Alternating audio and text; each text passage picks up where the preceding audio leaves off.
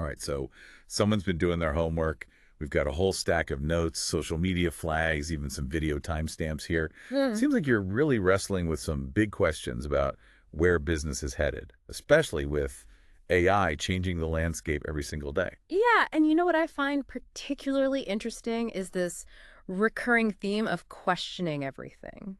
It's not just about, keeping up with the latest trends. It's about figuring out which rules still hold up and which ones are ready to be, like, completely thrown out the window. It's like you're looking for the cheat codes to the game. Everyone else is still trying to play by the old rules. Right. And some of those old rules, they just don't apply anymore. Like that idea you pulled out, the whole Shure microphone thing. Oh, yeah. At first glance, you see those mics everywhere in podcast videos. Seems like a gold mine, right?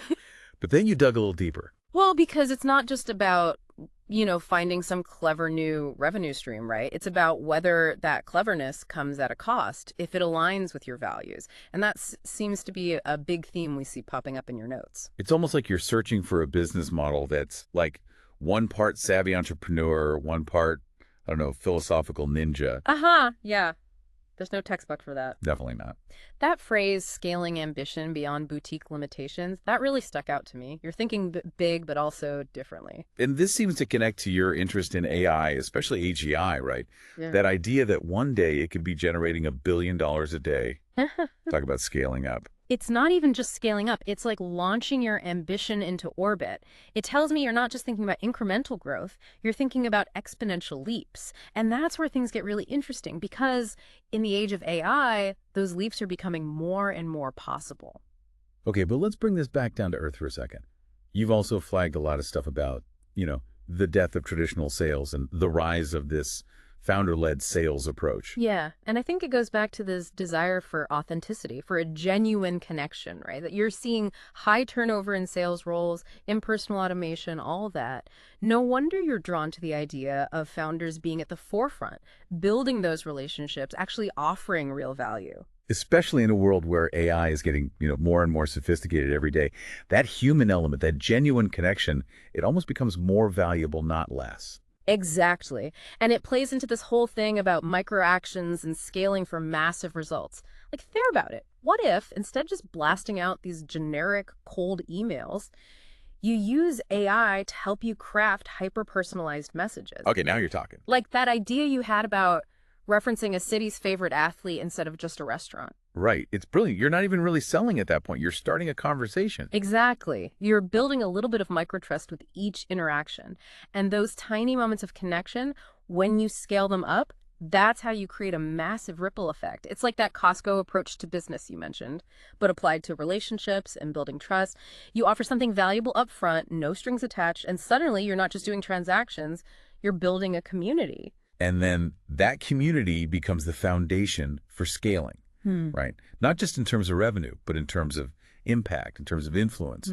But this all takes a major mindset shift, doesn't it? Oh, absolutely. And that's where I think your interest in figures like ultra athletes and these like super successful CEOs comes in. You're drawn to their grit, their resilience, this ability to push through discomfort and achieve extraordinary things. It's like they're playing a whole different game. And actually, that reminds me of this bold statement you underlined: don't start a startup, join one.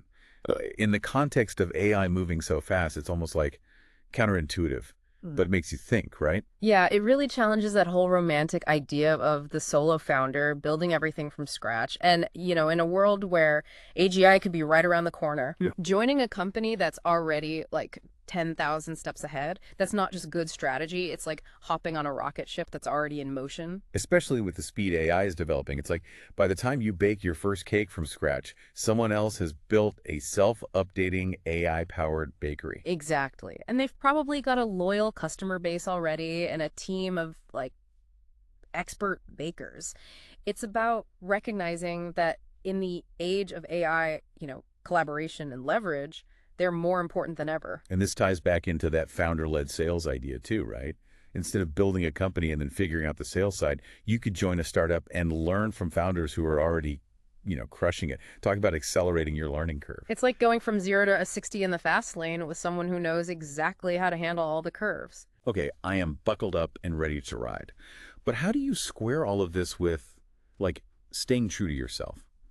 You mentioned some hesitation about compromising your values just for the sake of hypergrowth. Yeah, and that's the million-dollar question, isn't it? It's like you're trying to balance this ambition for massive scale with this, like, deep-seated desire for authenticity. It's that tension between the Costco mindset, like we talked about, abundance, generosity, massive scale, Mm. and building something that feels really personal, something that's aligned with your values. And I think that's where the real magic happens. It's not about choosing one or the other. It's about finding that sweet spot where, your values and your ambition, they kind of intersect. Like that point you made about not wanting to work with companies that are like super NDA heavy, even if it means you might be leaving some money on the table. That says a lot about what you're prioritizing. I guess it comes down to knowing what you're willing to compromise on Mm-hmm. and what's non-negotiable, right? It's about building a business that you're not just proud of, but that actually reflects who you are at your core. Exactly. It's like that saying, what you stand for is what will make you stand out. And in a world that's just saturated with noise and automation, that authenticity, that's your superpower. It's what draws people in, it builds trust, it creates those genuine connections you value so much. But how do you, cultivate that ultra-athlete level of resilience? We've all hit walls before. What makes those high achievers different? I think it's how they view those walls. They don't see them as setbacks, they see them as training grounds. Oh, interesting. Yeah. So instead of getting discouraged or giving up, they're using those challenges to get stronger, to become more adaptable. It's about reframing failure as a data point, a learning opportunity, not a full stop. I like that. And that's where your fascination with systems and automation comes in, right? You're not afraid to experiment, gather the data, constantly refine your approach. You're building that resilience into the very DNA of your business. It's like you're creating this feedback loop, constantly learning, growing, evolving.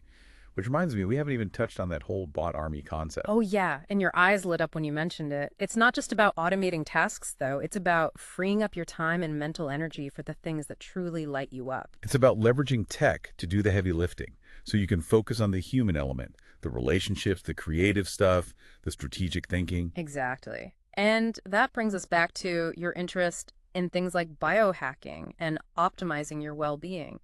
Because you've realized that you can't build a sustainable business, let alone a movement, if you're running on fumes. Oh, I've learned that the hard way.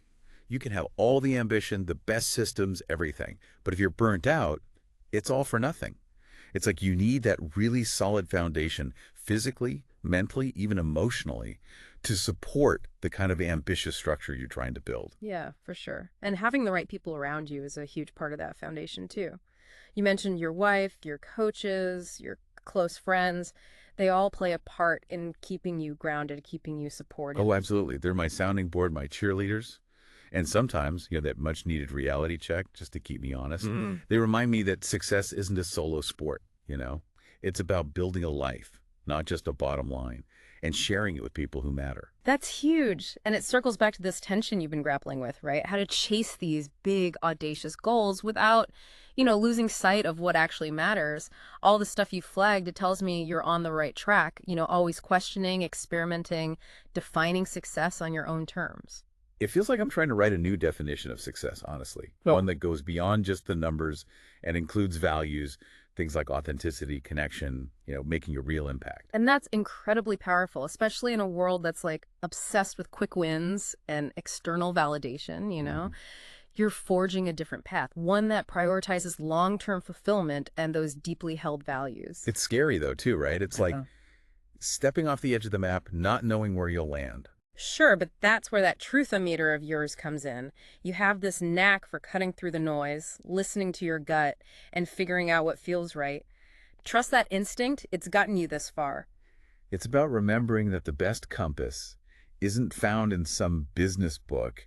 It's the one we build within ourselves. Exactly. And as you navigate these uncharted waters, that inner compass, those values, they're your guideposts. They'll help you stay true to yourself even as you're reaching for those ambitious goals. Who knows? Maybe that's the ultimate unconventional business tactic, Building a business that's actually a reflection of who you are, not who you think you should be. And maybe, just maybe, that's how you change the game for everyone. There you go.